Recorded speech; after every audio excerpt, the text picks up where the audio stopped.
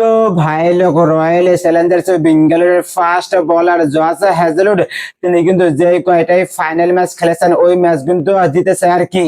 তিনি কিন্তু 2012 সালে সিএল টি-20 ফাইনাল ম্যাচ খেলেছেন, সেই ম্যাচ কিন্তু জিতেছিলেন। 2015 সালে ক্রিকেট ওডি ওয়ার্ল্ড কাপ খেলেছিলেন ফাইনাল, সেই ম্যাচ কিন্তু জিতেছিলেন।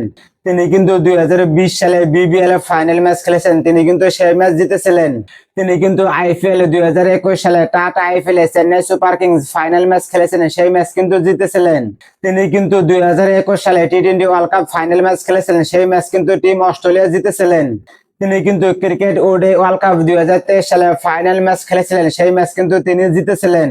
2025 সালে Tata IPL royal Challengers Bengaluru হয়ে ফাইনাল ম্যাচ খেলেছিলেন, সেই ম্যাচ কিন্তু আরসিবি জিতেছিলেন। তো ফাইনালি কিন্তু 2026 সালে Tata IPL Josh Hazlewood royal Challengers Bengaluru হয়ে খেলবে আর কি। তো দেখা যাক আজকের ম্যাচ আরসিবি জিততে পারে না না পারে।